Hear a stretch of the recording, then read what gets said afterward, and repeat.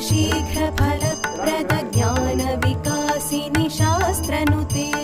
भवभयहारिणि पापविमोचनि साधुजनाश्रितपादयुते जय जय हे मधुसूदनकामिनि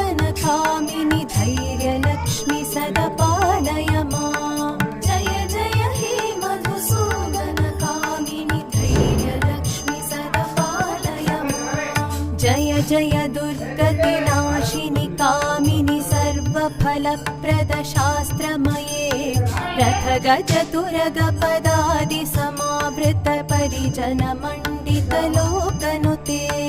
हरिहर ब्रह्म सुपूजित सेवित तापनिवारण पादयुते